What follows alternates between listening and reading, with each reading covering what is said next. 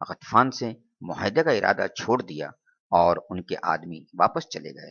قبیلہ غطفان کا ایک رئیس تھا، نعیم بن مسعود۔ وہ اندر ہی اندر مسلمان ہو چکا تھا، مگر قبیلے والوں کو خبر نہ تھی۔ وہ چھپ کر رات میں آپ کے پاس آیا، اپنے مسلمان ہونے کی خوشخبری سنائی اور عرض کیا، اللہ کے رسول، میرے اسلام لانے کی کسی کو خبر نہیں، آپ جو چاہیں مجھ سے کام لیں۔ آپ نے فرمایا، نعیم، اس طرح کہ تم تنہا آدمی ہو، جس طرح ہو سکے ان دشمنوں میں پھوٹ ڈالو کہ ان سے ہمیں نجات ملے۔ اس کے لیے تم جو چاہو کرو اور جو چاہو کہو۔ نعیم اسی وقت چلے گئے اور سوچتے رہے، کیا کروں، کس طرح دشمنوں میں پھوٹ ڈالوں، کس طرح ان کے ناپاک عزائم کو ناکام کروں۔ دشمنوں میں اب ایک نیا جوش تھا، ان کے حوصلے پہلے سے کہیں زیادہ بلند تھے۔ انہیں سردی کی سختی کی ذرا فکر نہ تھی، خندق کی بھی کوئی پرواہ نہ تھی۔ کیوں؟ کیونکہ اب بنی قریظہ ان کے ساتھ تھے، اب دل کے ارمان نکالنا آسان تھا۔ پیدل فوج 3 حصوں میں بٹی ہوئی تھی، وہ ہر طرف سے اسلامی فوج کو گھیرے ہوئے تھی کہ وہ کہیں آ جا نہ سکیں اور بے بس ہو کر رہ جائیں۔ سوار فوج ادھر ادھر پھر رہی تھی اور مسلمانوں پر بے دردی سے تیر برسا رہی تھی۔ حضرت صفیہ کی حیرتناک شجاعت۔ مسلمان سخت پریشان تھے، وہ بالکل گھر کر رہ گئے تھے۔ خوف اور بے چینی الگ تھی، دن رات یہودیوں کا خطرہ تھا۔ یہ خطرہ بیرونی دشمنوں کے خطرے سے بھی بڑھ کر تھا۔ عورتیں اور بچے شہر کے ایک قلعے میں تھے۔ بنی قریظہ سے خطرہ تھا، کہیں وہ رات میں ان پر حملہ نہ کر دیں۔ آپ نے کچھ آدمیوں کو مقرر فرمایا کہ رات بھر مدینہ میں گھوم گھوم کر پہرا دیں۔ یہودیوں نے غداری کی تو مسلمانوں کی خبریں جاننے کی بھی انہیں فکر ہوئی۔ وہ چاہتے تھے کمزور جگہ معلوم ہو جائے تاکہ حملے میں آسانی ہو اور ناکامی نہ ہو۔ یہودیوں کی ایک ٹولی اسی غرض سے نکلی، مسلمانوں نے اسے دیکھ لیا، انہوں نے پیچھا کیا اور وہ بھاگ نکلے۔ عورتیں اور بچے جس قلعہ میں بند تھے وہ قلعہ بنی قریظہ کے قریب ہی تھا۔ بنی قریظہ نے سوچا، مسلمان تو فوجوں کا مقابلہ کر رہے ہیں، موقع اچھا ہے، قلعے پر قبضہ کر لیا جائے۔ ایک یہودی قلعے تک آ گیا، چاروں طرف چکر لگانے لگا۔ قلعے میں حضرت صفیہ بھی تھی، یہ آپ کی پھوپھی تھی۔ ان کی نظر اس یہودی پر پڑ گئی۔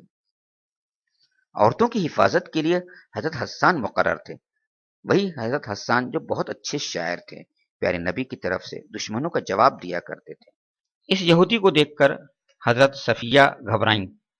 حضرت حسان سے کہنے لگی، دیکھیے یہ یہودی یہاں گھوم رہا ہے، جلدی سے جائیے اسے قتل کر دیجیے، ورنہ یہ جا کر دشمنوں کو ہمارے بارے میں اطلاع دے دے گا۔ ہمارے جانباز اور سرفروش مجاہدین تو لڑائی میں پھنسے ہوئے ہیں، وہ تو ہماری مدد کے لیے نہیں آ سکیں گے۔ اگر یہ بچ کر چلا گیا تو ہم پر بڑی مصیبت آ جائے گی۔ حسان ذرا ہمت کے کچے تھے، بولے، عبد المطلب کی بیٹی، اللہ تمہیں معاف کرے، تم تو جانتی ہو میں اس کام کا آدمی نہیں۔ اور کوئی شکل تھی نہیں۔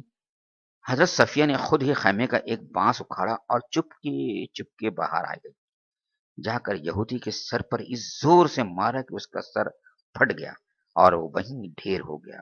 لوٹ کر وہ قلعے میں آئی، حسان سے کہا، وہ مرد ہے، میں نے اسے ہاتھ لگانا اچھا نہیں سمجھا، جائیے اس کے جسم سے ہتھیار اتار لائیے۔ حسان نے قدر بے اعتنائی سے جواب دیا، عبد المطلب کی بیٹی جانے بھی دو، مجھے اس کے ہتھیاروں کی کیا ضرورت ہے۔ حضرت صفیہ نے دوبارہ کہا، اچھا جائیے اس کا سر کاٹ کر میدان میں پھینک دیجیے تاکہ یہودی مروب ہو جائیں۔ حضرت حسان اس کے لیے بھی تیار نہ ہوئے، مجبوراً یہ کام بھی حضرت صفیہ کو خود ہی کرنا پڑا۔